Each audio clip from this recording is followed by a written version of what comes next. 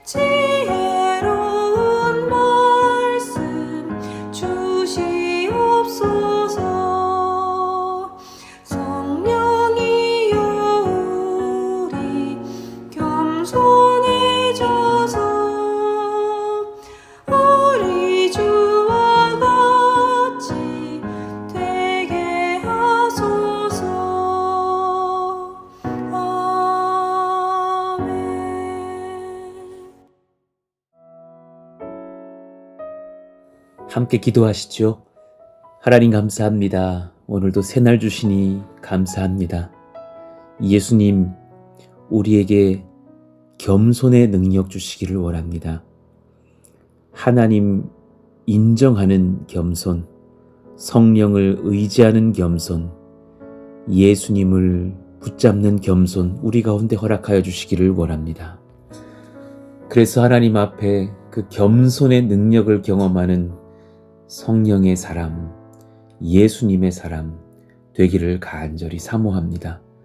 하나님, 오늘 우리가 이 말씀을 받을 때에 그 분별의 영을 얻고서 또한 오늘 하루를, 한 주를, 또 한 달과 한 해를 하나님 의지하며 살며 영적 권세를 회복하게 하여 주시옵소서. 모든 것 주님께 의탁하오며 예수님 이름으로 기도하옵나이다. 아멘. 같이 암송하실 말씀은 마태복음 5장 4절입니다. 읽고 암송하시죠. 애통하는 자는 복이 있나니 그들이 위로를 받을 것이며. 마태복음 5장 4절 말씀. 아멘. 오늘 우리에게 주시는 하나님의 말씀은 누가복음 4장 14절에서 32절의 말씀입니다. 누가복음 4장 14절에서 32절의 말씀. 우리 한 절씩 교독하시죠. 예수께서 성령의 능력으로 갈릴리에 돌아가시니 그 소문이 사방에 퍼졌고 신이 그 여러 회당에서 가르치심에 뭇 사람에게 칭송을 받으시더라. 예수께서 그 자라나신 곳 나사렛에 이르사 안식일에 늘 하시던 대로 회당에 들어가사 성경을 읽으려고 서심해 선지자 이사야의 글을 들이거늘 책을 펴서 이렇게 기록된 데를 찾으시니 곧 주의 성령이 내게 임하셨으니 이는 가난한 자에게 복음을 전하게 하시려고 내게 기름을 부으시고 나를 보내사 포로된 자에게 자유를, 눈먼 자에게 다시 보게 함을 전파하며 눌린 자를 자유롭게 하고 주의 은혜의 해를 전파하게 하려 하심이라 하였더라. 책을 덮어 그 맡은 자에게 주시고 앉으시니 회당에 있는 자들이 다 주목하여 보더라. 이에 예수께서 그들에게 말씀하시되 이 글이 오늘 너희 귀에 응하였느니라 하시니 그들이 다 그를 증언하고 그 입으로 나오는 바 은혜의 말을 놀랍게 여겨 이르되 이 사람이 요셉의 아들이 아니냐. 예수께서 그들에게 이르시되 너희가 반드시 의사야 너 자신을 고치라 하는 속담을 인용하여 내게 말하기를 우리가 들은 바 가버나움에서 행한 일을 내 고향 여기서도 행하라 하리라. 또 이르시되 내가 진실로 너희에게 이르노니 선지자가 고향에서는 환영을 받는 자가 없느니라. 내가 참으로 너희에게 이르노니 엘리야 시대에 하늘이 3년 6개월간 닫히어 온 땅에 큰 흉년이 들었을 때에 이스라엘에 많은 과부가 있었으되 엘리야가 그중 한 사람에게도 보내심을 받지 않고 오직 시돈 땅에 있는 사렙다의 한 과부에게 뿐이었으며 또 선지자 엘리사 때에 이스라엘에 많은 나병 환자가 있었으되 그 중에 한 사람도 깨끗함을 얻지 못하고 오직 수리아 사람 나아만 뿐이었느니라.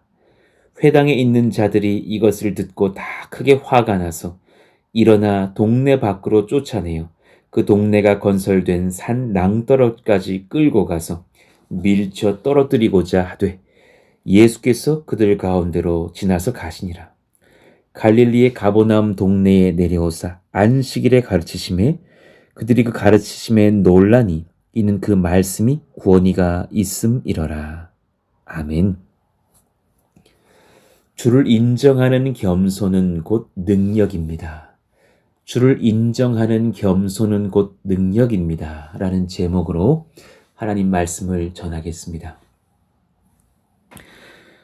주님께서 우리를 창조하시고 우리에게 바라시는 것이 있다면 주님과의 교제이겠죠. 하나님과 인격적으로 교제하는 하나님의 백성들을 기뻐하시는 주님의 뜻을 봅니다. 예수님 믿는 그 믿음 안에서 주님과의 사랑의 교제와 연합을 주께서 원하시죠. 이 교제를 위해서 우리에게 성령을 보내셨고 교회를 세우시고 그 교회를 통하여서 찬송 받으시기 원하는 주님의 뜻을 배웁니다. 이사야서 43장 21절의 말씀처럼요. 이 백성은 내가 나를 위하여 지었나니 나를 찬송하게 하려 함이니라. 여러분, 바른 찬송이 일어나려면 교제가 있어야 된다는 사실을 아십니까? 누군가를 찬송하려면 그 상대방을 기뻐해야 돼요. 그렇죠? 기뻐해야 찬송해요. 상대방을 기뻐하려면 그를 사랑해야 하고 사랑의 기초는 교제에 있어요. 한 번도 만나보지 못한 자를 사랑하고 기뻐해서 찬송하긴 어려워요. 그러니 자녀들에게 예배라는 그 찬송의 시간을 말씀하시기 전에 먼저 주님과 교제할 수 있어서 그 예수님과 사랑의 연합이 일어날 수 있도록 지도하셔야 되는 거예요. 사랑하면 기뻐하고 기뻐하면 찬송할 수 있어요. 나의 남편, 내 아내와 뜨겁게 연애하던 시절을 돌아보시면 이해가 되실 거예요. 사랑하면 자연스럽게 교제를 하게 되고 그 교제 속에서 기쁨을 느끼고 서로를 찬양하게 되잖아요. 주님이 원하시는 것은 마음에 없는 찬송이 아니라 사랑의 교제에서 우러나오는 찬송인 거예요. 요한일서 1장 3절 우리가 보고 들은 바를 너희에게도 전함은 너희로 우리와 사귐이 있게 하려 함이니 우리의 사귐은 아버지와 그의 아들 예수 그리스도와 더불어 누림이라. 그 연합과 사귐 교제 속에서 정말 주님을 기뻐하고 사랑해서 주님을 찬송하는 그것을 예배라고 하는 거죠. 그러니까 여러분, 우리가 많은 것들을 점검하기 전에 매일매일의 일상에서 주님과 사귐이 있는지를 돌아보셔야 돼요. 그 사귐에서 권세가 나와요. 하루 5분도 주님과의 교제가 없는 사람에게서 권세가 나올 수가 없어요. 여러분, 교제, 그 사귐의 핵심이 무엇인 줄 아셔요? 겸손이에요. 겸손해야 교제할 수 있고 겸손해야 사랑할 수 있어요. 겸손은 열등감이나 예절 발음이 아니라고 제가 종종 말씀을 전해요. 겸손은 제가 뭘요? 저는 부족해요 라고 말하는 것이 아니에요. 겸손은 상대방을 높이는 것이에요. 빌립보서 2장 3절에 아무 일에든지 다툼이나 허영으로 하지 말고 오직 겸손한 마음으로 각각 자기보다 남을 낮게 여기라고 좋게 여기라고 했어요. 겸손은 상대방을 나보다 더 탁월한 분으로 인정하는 것이 겸손이에요.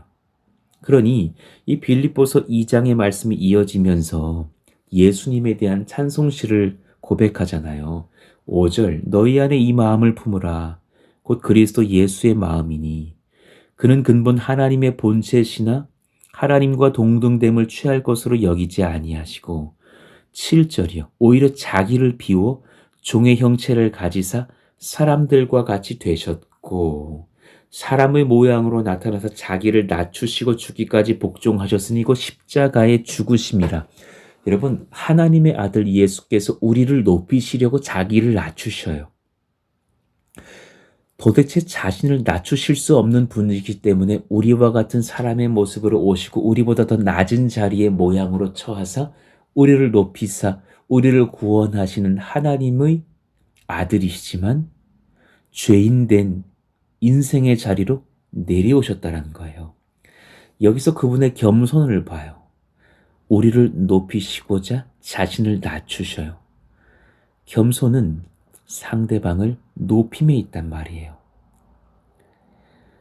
주님께서 이 땅 가운데 오셔서 큰 권세와 능력으로 사역을 하셨어요. 왜 그것이 가능했을까? 예수님의 겸손 때문이에요. 하나님의 아들께서 사람의 모습을 입고 오셔서 자신의 뜻대로 다 하실 수 있는데 그분은 성령만을 의지하셨다고 성경은 기록했잖아요. 그래서 공생애를 시작하시기 전에 누가복음 4장 1절에서 성령의 충만함을 입고서 어떤 인도에 순종하셨다고 합니까? 예수께서 성령의 충만함을 입어 요단강에서 돌아오사 광야에서 40일 동안 성령에게 이끌리시며 마귀에게 시험을 받으시더라. 이 모든 날에 아무것도 잡수시지 아니하신 날수가 다음에 줄이신지라. 여러분 이것이 예수님의 권세의 핵심이에요. 그분의 겸손이요. 성령께 인도를 받으시면서 그분이 줄이라면 줄이시고 시험 당하라면 당하시면서 40일간 금식하실 수 있는 겸손이 그 성령께 주도권을 맡길 수 있는 그 성령 충만이 예수님의 권세의 본질이었어요. 여러분이 큰 사업을 한번 해보려고 일을 일으켰더니 성령께서 우선 40일 금식해봐라. 그 순종할 수 있으시겠어요? 그 굉장히 사실은 나를 비워야만 가능한 일이라고요. 그때부터 사실 그 나를 비우고 성령의 이끄심에 나를 맡길 때 여러분 성령의 충만은 되게 오해하시는 경우가 많아요. 내가 성령에 충만하다 말하는 분들이 자기 고지고대로 하는 경우가 많거든요. 아니요. 성령에 충만한 백성들의 특징은 성령께 온전히 이끌리려고 자기를 비워낸단 말이에요. 그 사람들에게서 권세가 일어나 예수님 사역의 권세 있음의 비결이었어요. 그렇게 40일 금식과 시험을 감당하신 뒤에 그리고 나서 오늘 본문 14절에서도 또한 성령을 의지하시는 것을 봐요. 예수께서 성령의 능력으로 갈릴리에 돌아가시니 그 소문이 사방에 퍼졌고 신이 그 여러 회당에서 가르치심에 무사람에게 칭송을 받으시더라. 무사람에게 칭송을 받으시더라. 그 자체가 사역의 본질은 아니나 이 성경의 의도가 뭐예요? 다른 사람들처럼 종교적인, 형식적인 그런 설교하지 않았다라는 거예요. 성도들도 알아요. 어느 목회자에게서 탁월한 설교의 권세가 있다는 것을 아는 그 청중의 은혜의 판단을 다 한단 말이죠. 그럼 누가 은혜로워요? 말 잘하는 목회자가 은혜로운 게 아니라 성령께 지도를 받는 설교는 은혜로워요. 반드시 그렇게 돼 있어요. 그것을 문서로 쓰기도 어렵고 참 난해한 부분인 것은 아나 모두가 공감하고 모두가 알아요. 이 이스라엘 백성들도 그렇게 회당에 모인 그런 성도들도 깨달았다라는 거예요. 저 예수님이라는 분의 예수라는 청년의 설교는 참으로 권세가 있다. 저분의 설교는 성령의 능력으로 충만하다. 느꼈다라는 것이에요. 여기서 우리가 하나님 나라 사역에 합당한 자가 되기 위하여서 겸손의 정의를 다시금 새롭게 내릴 수 있어요. 오늘 말씀에 근거하여서요. 겸손이 뭐예요? 겸손은 주의 나라의 사역을 감당할 때 나의 능력이 아닌 성령의 능력 의지하여 성령의 인도하심에 순종하는 것이에요.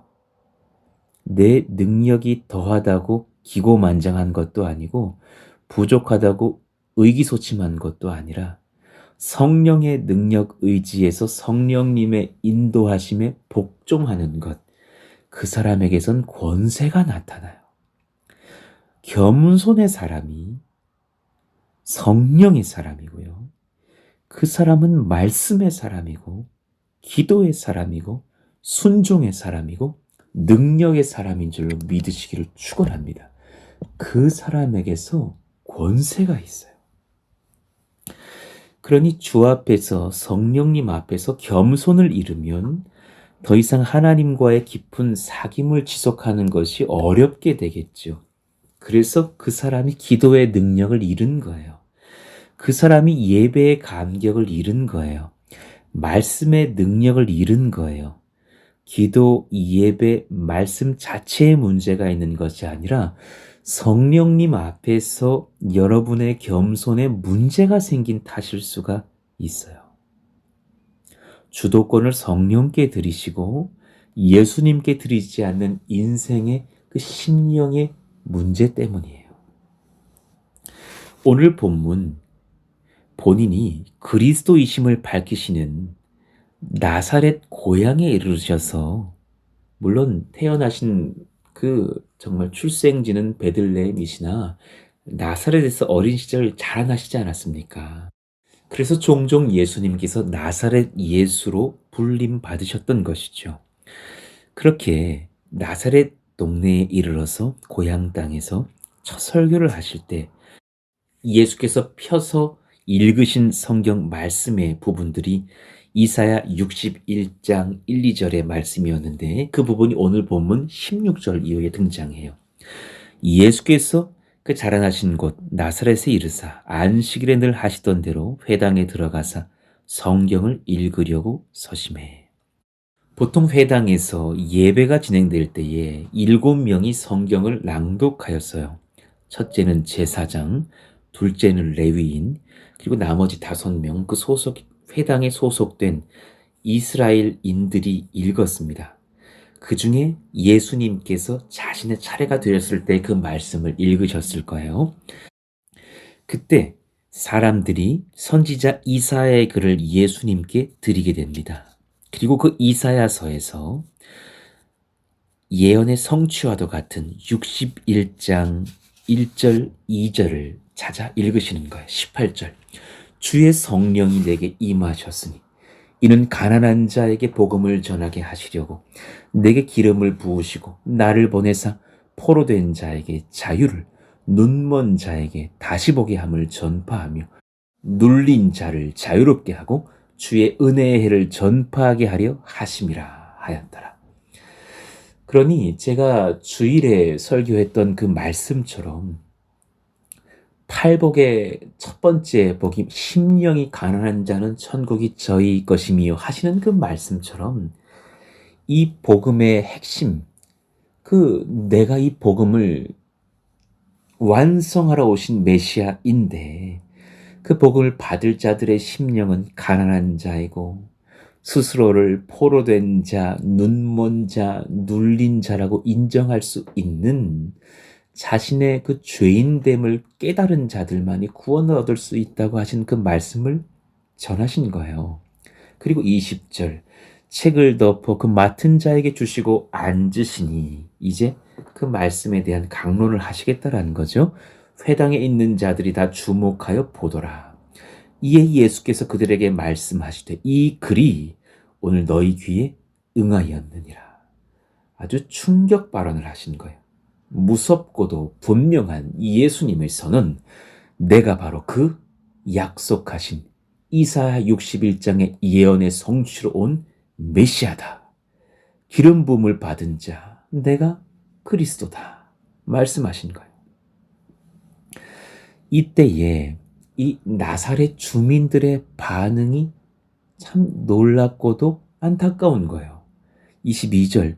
그들이 다 그를 증언하고 그 입으로 나오는 바 은혜로운 말을 놀랍게 여겨 이르되, 이야, 너무 그 말씀에 권세가 있다. 그 은혜로운 말씀에 놀랍게 여겨 이르되, 그러면 그 뒤는 저 예수님이 진짜 그리스도이시군요.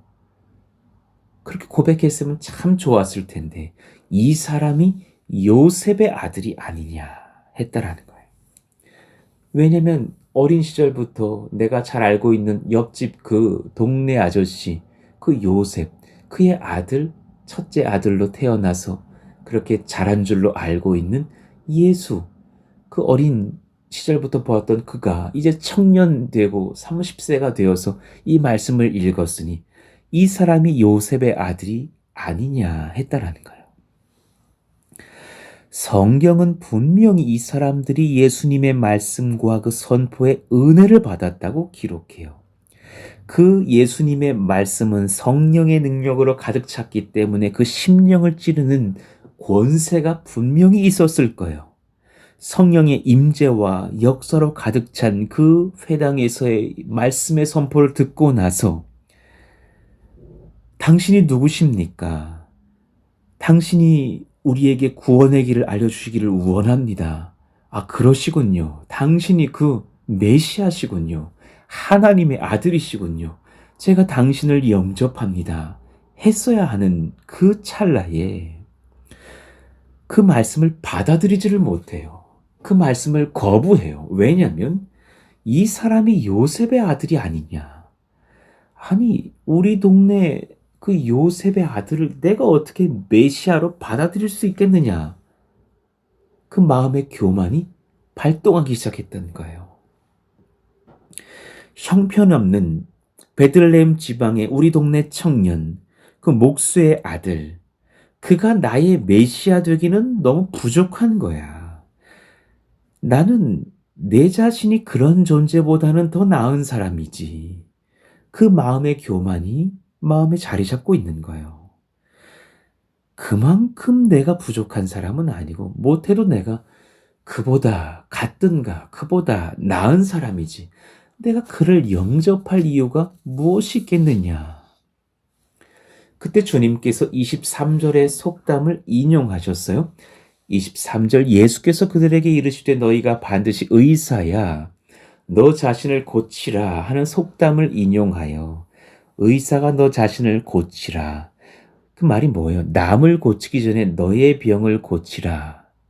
예수님의 설교처럼 남의 눈에 그 티끌을 보기 전에 너의 눈에 들보를 빼내어라. 이런 나 자신부터 살펴보고 반성해라.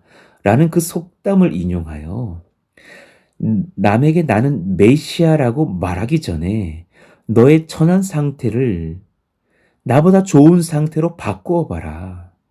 나는 지금 너 예수에 비하면 충분히 귀하고 내가 더 충분히 나은 상태가 아니냐라고 말하고 있는 그 사람들의 심중의 교만을 꾸짖는 말씀을 하신 거예요. 그리고 놀라운 말씀을 이어가셨어요. 내게 말하기를 우리가 들은 바 가버나움에서 행한 일을 내 고향 여기서도 행하라 하리라. 이 말씀 참 난해한 구절인데요. 이 말씀은 예수님이 하나님이심을 밝히시는 예언의 지혜가 담긴 말씀이에요. 지금 물론 마태복음의 기록에서는 그렇게 두루뭉실 가버나움과 나사렛 지방에서 그렇게 사역하셨다고 나사렛에서 가버나움으로 이동을 하시거든요.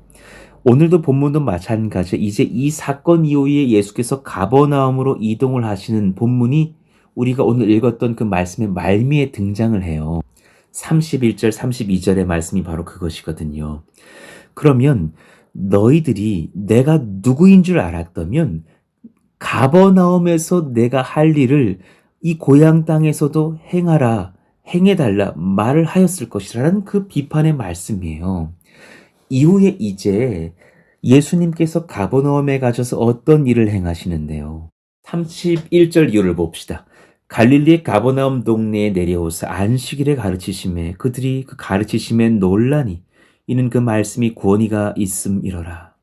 회당에 더러운 귀신 들린 사람이 있어 크게 소리질러 이르되 아 나사렛 예수여 우리가 당신과 무슨 상관이 있나이까 우리를 멸하러 왔나이까 나는 당신이 누구인 줄 아노니 하나님이 거룩한 자니이다. 예수께서 꾸짖어 이르시되 잠잠하고 그 사람에게서 나오라 하시니 귀신이 그 사람을 무리 중에 넘어뜨리고 나오되 그 사람은 상하지 아니한지라 다 놀라 서로 말하여 이르되 이 어떠한 말씀인고 권위와 능력으로 더러운 귀신을 명하며 나가는도다 하더라. 이에 예수의 소문이 그 근처 사방에 퍼지니라.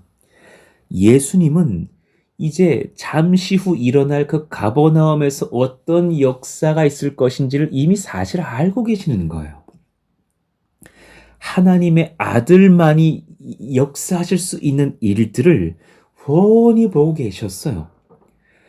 그 놀라운 권위로 하나님의 말씀을 증거하시고 더러운 귀신을 쫓아내시고 귀신들이 스스로 고백하여 이르되 이 사람이 지극히 높으신 하나님의 아들이시라고 그리스도라고 소리를 치고 또 이후에 등장할 많은 병자들과 베드로의 장모까지도 치료하시는 그런 능력으로 가버나움에서 그렇게 많은 사람들이 따르게 되는 하나님의 아들의 권세를 보이실 거라고 지금 설교하고 계시는 거예요. 너희들이 부인할 뿐이지. 나는 그런 사람, 하나님의 아들이 아니냐. 하나님의 탁월하심이 우리의 교만에 가려질 때 우리는 하나님과의 사귐을 잃게 돼요. 그러니 여러분 지금 우리 혹여 삶 속에서 기도가 끊어졌다면 그것은 분주하기 때문이기 이전에 하나님을 높이지 못하는 내 교만이 하나님과의 사귐을 막은 것이 아닌가 돌아보셔야 돼요.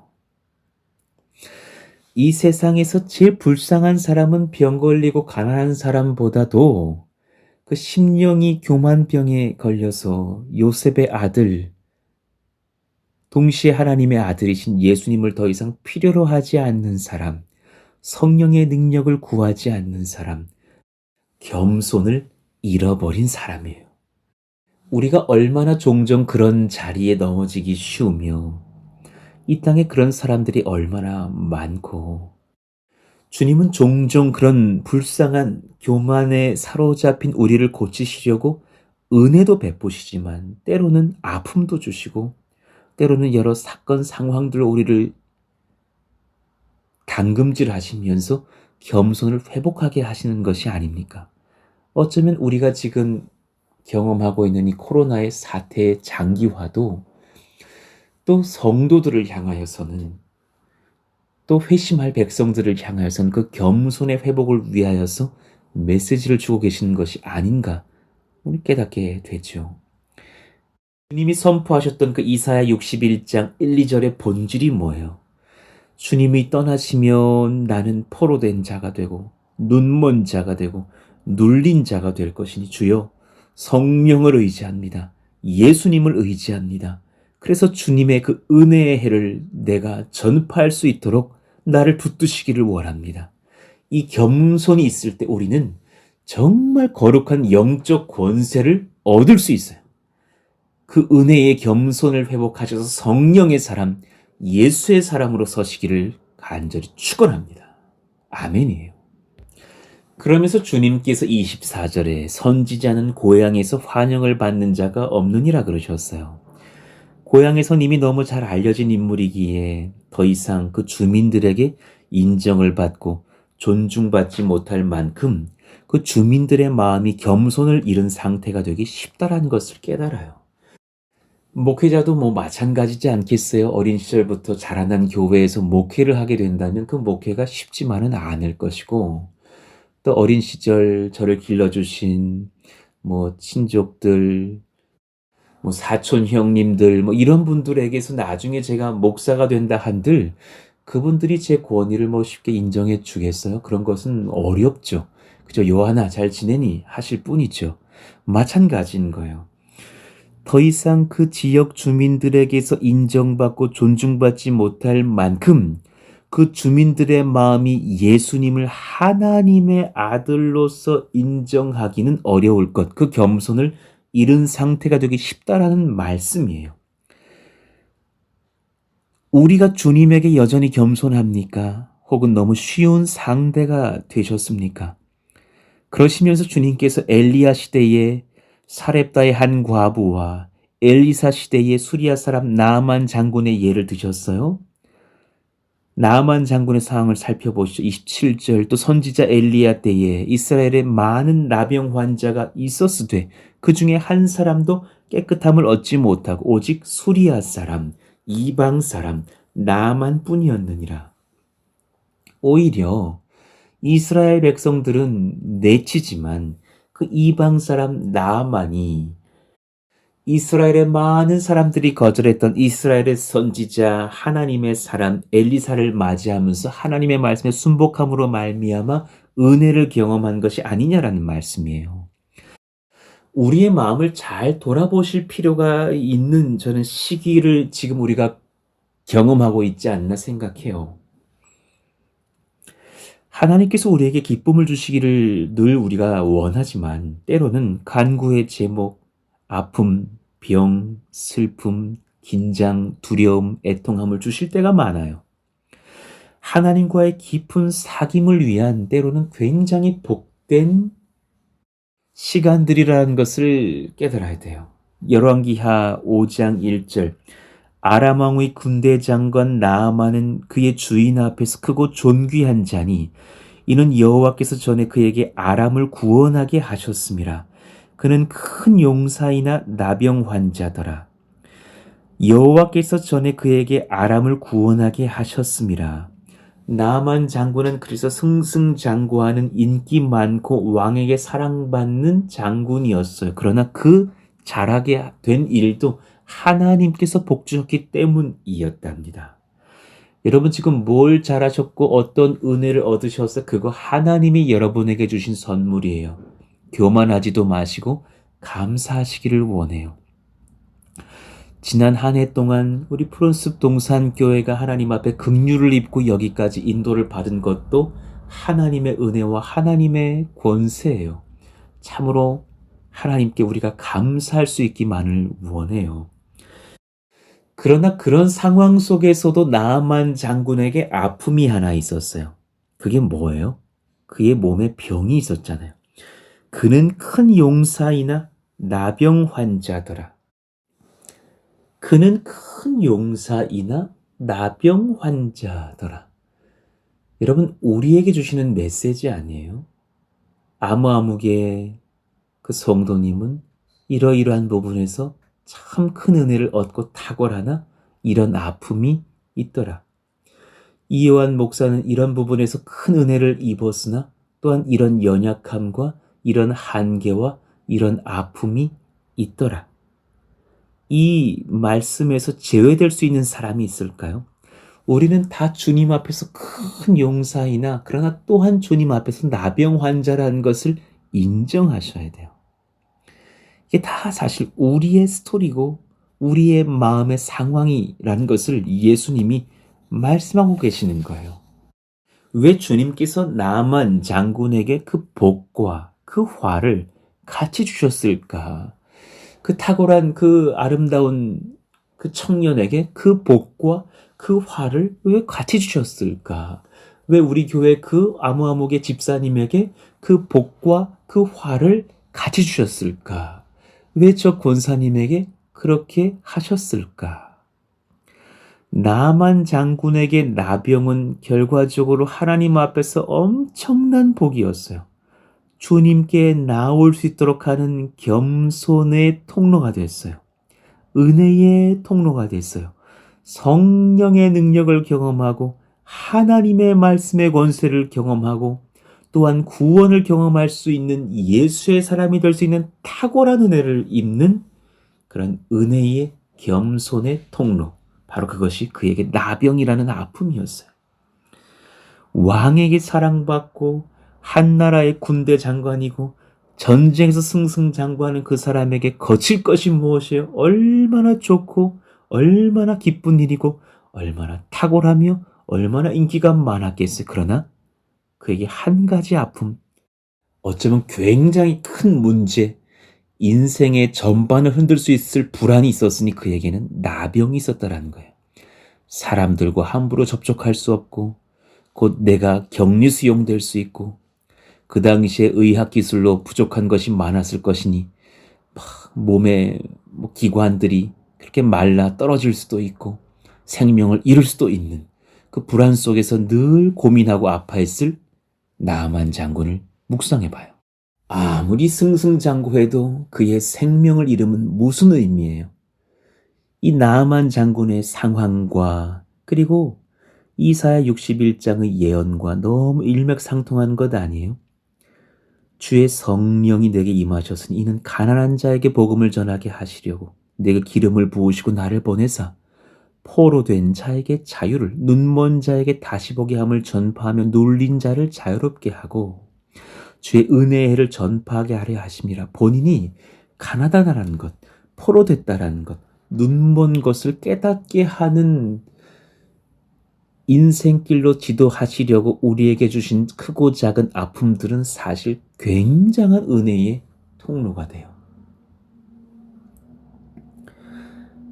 여러분 지금 여러분에게 있어서의 인생의 겸손을 확인할 수 있고 주님을 부르짖고 찾을 수 있고 성령의 권세와 능력을 경험할 수 있게 하시는 그 나병은 무엇입니까? 그것을 잘 돌아보시면서 단지 그것이 없어지기를 바란다라는 기도를 하기 이전에 그 아픔을 통해서 내게 무엇을 말씀하시는지를 돌아보시고 내 마음에 교만이 치료돼서 주를 인정하는 예수의 사람, 성령의 사람의 그 권세를 경험하시기를 간절히 축원합니다. 말씀을 정리합니다. 요셉의 아들 나사렛 예수, 그분께서 나의 그리스도가 맞는지 돌아보시기를 원합니다.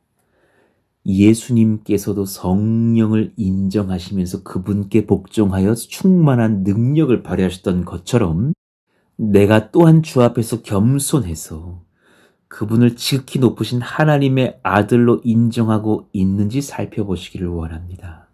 또한 적용해 보건대 옆에 누군가를 대할 때 여러분 그 사람의 출신, 그 사람의 갖춘 어떠함을 보는 것이 전부가 아니라 나의 이 영적 시선에 그를 세우신 분이 예수 그리스도이심을 인정하고 있는지, 이 사람이 성령의 사람이라면 내가 또한 그와의 동역을 순복할 수 있는지, 그를 존중할 수 있는지를 돌아보시기를 원해요.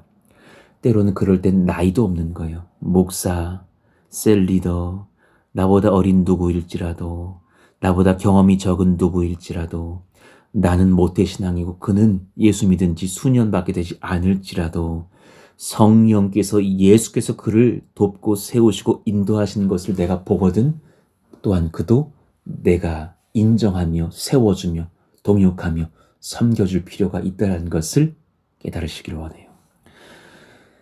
여러분 자신에게 그 허락하신 그 어떠한 그 삶의 아픔을 주시는 그 겸손의 통로를 두고서 여러분 성령님께 순복하려 하는지를 돌아보시기를 원해요.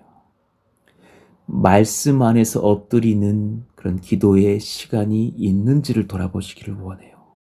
나에게 주신 그 아픔, 그 어떤 고통, 그 겸손의 통로로 주신 그 어떠한 내 인생의 그 나병을 통해서 내가 주님을 만나고 있는 사람이 되는지 아니면 계속해서 왜 나에게 이런 일을 하게 하셨느냐고, 왜 나에게 이런 일을 행하셨느냐고, 왜 나에게 이 아픔을 주셨느냐고 계속해서 분풀이로만의 통로로 사용되는 아픔은 아닌지, 내게 주신 그 어떤 연약함이 주님께 나아가는 통로인 것을 알고 주님을 만날 수 있는 절박함과 겸손과 주를 향한 간절한 사모함이 끊이지 않는 우리의 심령이 되기를 간절히 소망합니다.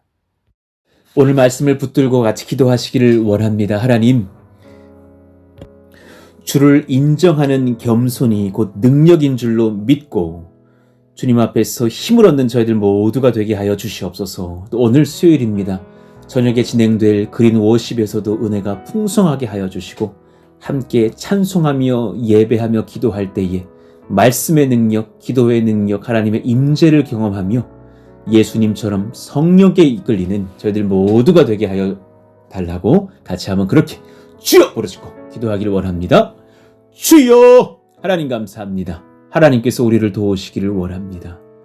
무엇보다도 우리 인생에 하나님 겸손을 주셔서 내가 주님을 평생에 인정하며 찾으며 구하며 성령과 그 말씀과 예수님의 지도를 받기를 원합니다.